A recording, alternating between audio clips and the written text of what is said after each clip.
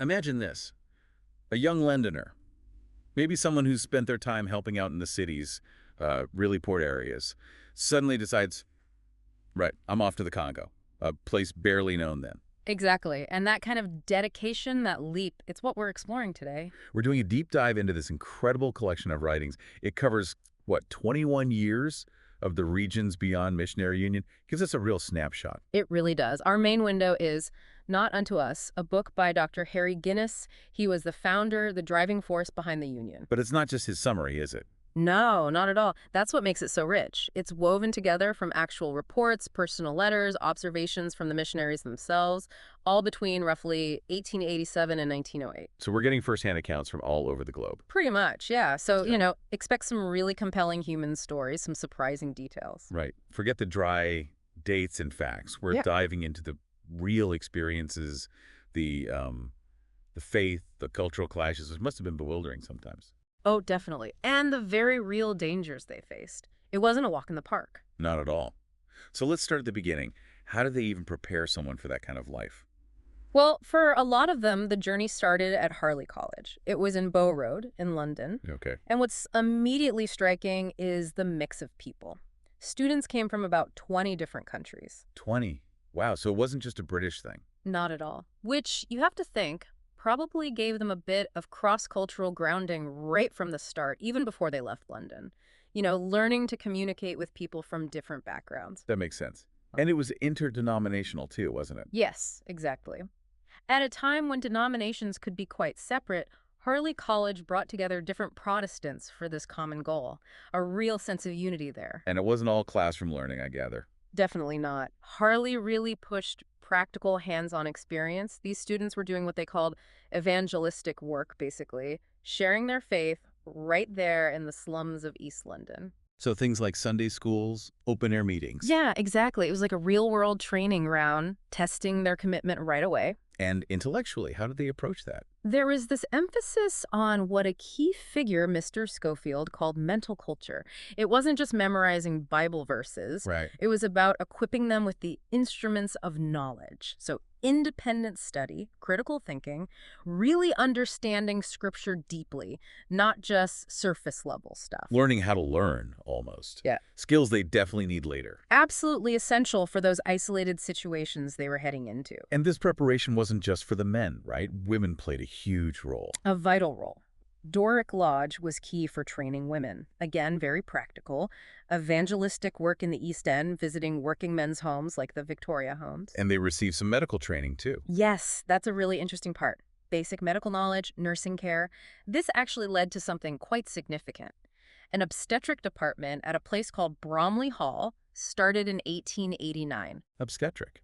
So helping women with childbirth. Exactly. Providing essential care for poor mothers in the area. It wasn't just about spiritual needs. It was very practical help. It's incredible. Bromley Hall must have made a huge difference. It seems so. They even moved to a larger place as the need grew, and you had these incredibly dedicated superintendents like Miss Rees and later Mrs. Newell, real pillars of the community. And I read they were called eternity nurses. Yeah, that phrase really captures it, doesn't it? Caring for both body and soul. That kind of holistic approach really sums up the ethos. So from the training grounds of London, let's go to the regions beyond. The Congo Bololo mission sounds like it was challenging, to say the least. Oh, absolutely. Just getting to the Upper Congo back then, before the railway, was a monumental task. How so? Imagine a trek, maybe 370 kilometers, something like that, between Matadi and Leopoldville. Everything had to be carried. Supplies, personal belongings, even sections of their steamer, the Henry Reed. Carried by people. By local porters, yes. And the accounts are quite blunt about the hardship. Porters dying on the route. It just shows the immense physical cost right from the get-go. Unbelievable. And when they finally reached the Lulonga River, say at Banginda, was it a warm welcome? Not exactly. The locals were understandably wary of this strange smoke canoe, as they called the steamer. Initial reactions were apparently quite hostile sometimes. And language barriers, I assume? Huge barriers. Very little understanding of the local tongue initially. It took a lot of time, a lot of patience, just to build enough trust to set up a station there. Banginda, by the way, that's in what's now the Mongala province of the DRC. Right. And the cultural encounters must have been fascinating. Oh, the book is full of them. Constant streams of curious visitors just trying to figure these newcomers out. There's one story where the missionaries shut their doors for arrest, Yeah. and the locals immediately suspected they were hiding something shameful. And then there was real danger, too, like Chief Ibenge apparently plotting to kill them. It reads like an adventure novel sometimes. How did they handle things like local beliefs, maybe practices they disagreed with? They often address them directly. There's a striking story about a witch doctor, a Bonganga, named Nkumu. The missionaries managed to expose his tricks, apparently quite publicly. Really? What happened? Well, the story goes his tricks were revealed, and it led to him being banished by the community. It shows a direct engagement with the existing spiritual framework. But they also encountered some really grim social realities, didn't they? Incredibly grim. Things like ritual killings at funerals, wives, slaves. There's a particularly harrowing account of a young slave girl buried alive with a deceased boy. Just brutal. And constant warfare, too. Yeah, descriptions of groups of war-painted men just marching through the mission station. It paints a picture of, well, a very violent and precarious daily life. Yet the writings also suggest their presence started to change things. Slowly. Yes, that's noted. Yeah. A gradual shift in public feeling about some of these harsher customs attributed to the missionaries' influence. Not overnight, but a slow change. But the cost to the missionaries themselves was high. Staggering. You read about the Black Year of 1896 when 7 missionaries died. It really hammers home the risks. Disease, accidents, the sheer strain. Yet, amidst all that loss, There were moments of incredible joy. The first converts at Banginda, their baptism happening soon after the death of one of their colleagues, John McKittrick. It's a powerful mix of sorrow and perseverance. and their work wasn't just preaching, was it? No, far from it. They set up schools and, crucially, a printing press at another station, Bangandanga, also in today's Mongala province. A printing press. Out there. Yep. They even printed the New Testament in the local language, a massive undertaking, obviously vital for literacy and letting people read the scriptures themselves. They also made specific efforts to reach women whose lives were often particularly difficult. There's a story about a local evangelist, isn't there? Nkema. Ah, yes. Nkima, such a tragic story. A really bright, promising local evangelist who is based at Ikao, that's also in Mongala province now. He died of sleeping sickness. It just underscores the devastation caused by diseases like that. A constant battle against both spiritual and physical challenges. And you see their compassion, too, like that incident at Baringa. Right, Baringa again, along the Congo River in the modern DRC.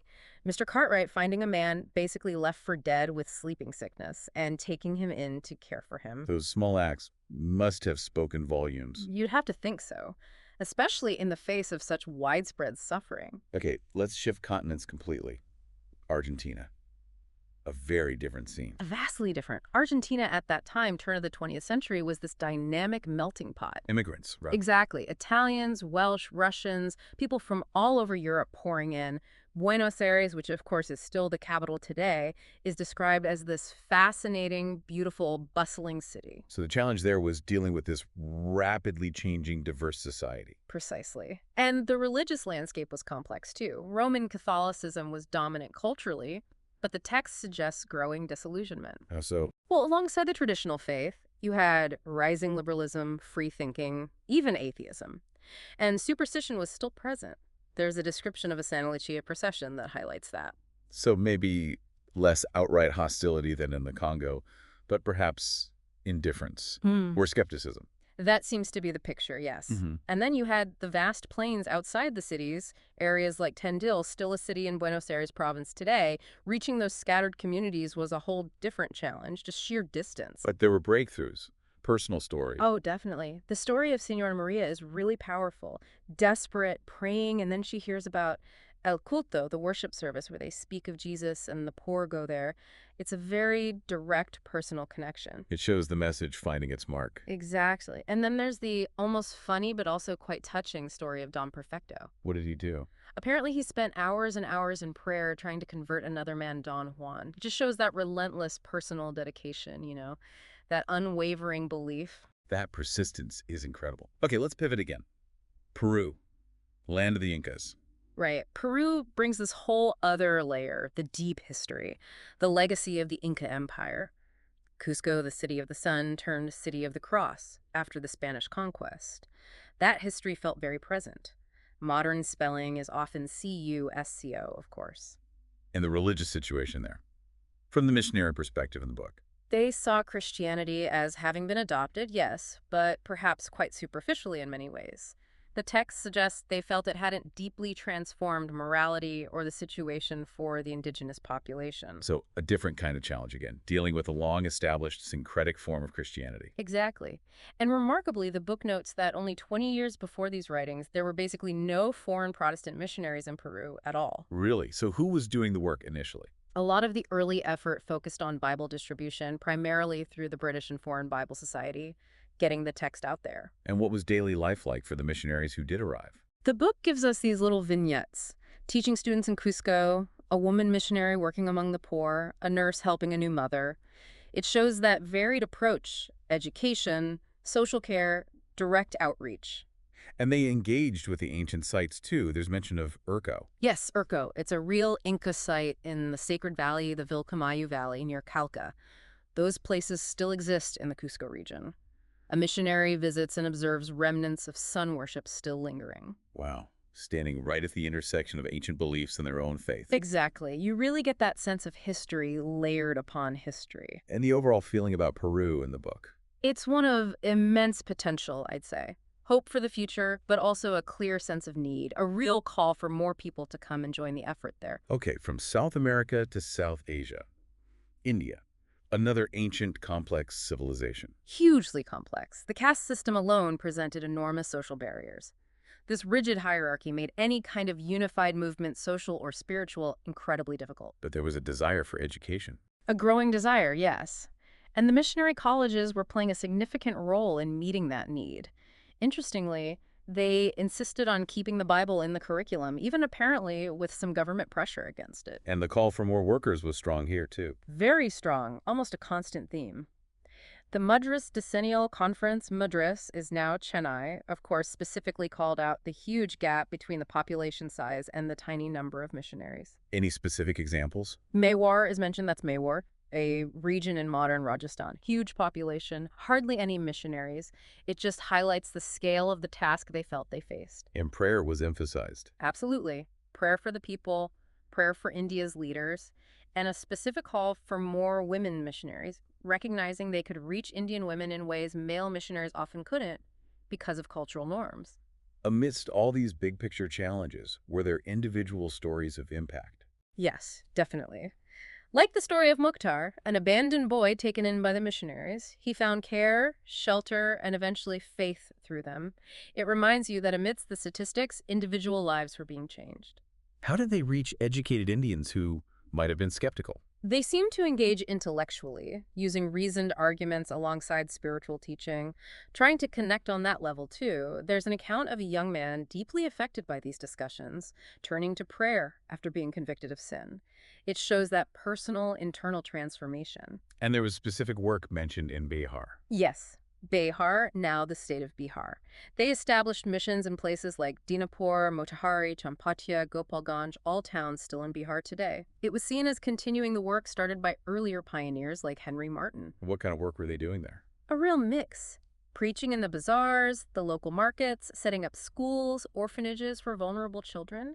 There's a telling anecdote about local women being utterly surprised at the care shown to a foundling baby. Why surprised? It suggests that kind of compassionate care for an abandoned child was perhaps unusual, and the missionaries' actions stood out, challenging local norms. Yeah, something maybe less talked about the missionaries' own families. What about their children? That's a really important point raised in the book. It was a huge challenge, raising kids in difficult climates, sometimes dangerous areas, far from educational opportunities back home. So what was the solution? They established children's homes back in England, initially in Bow, which is in East London, Right. and later moved to Snaresbrook, which is a suburban area nearby. One home was called Malvali. These were run with incredible dedication, particularly mentioning a Sister May, providing a safe, loving environment for the kids while their parents served overseas. A home away from home, essentially. Exactly. And there was also provision for older children, Eagle Lodge, ensuring they could attend good schools in England. But running these homes must have cost money. A constant financial challenge, yes. Which leads into another initiative, the Helpers Union. What was that? It was set up in 1892 basically to get people back home directly involved. Not just sending money, but actively studying the mission fields, praying regularly, and giving. They had this Carrie's Weekly Penny idea. Did it make a difference? Apparently, yes. The Carey Fund raised significant amounts, and local branches were active prayer meetings, hosting missionaries on furlough, making supplies. It created a real sense of partnership. So looking back over those 21 years covered in Not Unto Us, The growth is quite remarkable. You see the expansion in the Congo, Argentina, Peru, India. The book even includes diagrams showing how financial contributions increased over time. and they were building too. Yes, things like the Mackenzie Memorial College wing were constructed. And then in 1908, they launched a special Thanksgiving fund What for? to push the work further, both at home, securing the freehold for Harley House, their base, and abroad. Their motto for it was quite ambitious: expecting great things from God and attempting great things for God. Real faith driving it. Bringing this all together as we wrap up, what's the lasting impression? For me, it's just the sheer dedication, the perseverance against incredible odds. The sacrifices are just immense when you read the details. It gives you such an intimate look into that era, doesn't it? It really does. Beyond the broad strokes of history, you get the human dimension. And thinking about it now, what really stands out? Maybe the contrast with our lives today, or the complexities of that cultural engagement. Both, I think. The hardships they faced are hard to comprehend sometimes, but also those moments of connection, the cultural misunderstandings and the breakthroughs. It's all in there. What lingers for you personally from these stories? You know, it's often the small details. Those eternity nurses in London, Senora Maria finding hope, Don Perfecto's prayers, the story of Mukhtar, the abandoned boy, Nakima's tragic death. These individual lives. Yeah, they make it real. Exactly. They weave together this incredible narrative of resilience, of faith in action, of compassion in very difficult circumstances. It's quite a record, and it definitely leaves you thinking about those big questions. Faith, service, how different cultures interact. Still relevant today, wouldn't you say? Absolutely. These echoes from the past, they still resonate. They make you consider our own interconnected world and the motivations that drive people to reach across borders then and now.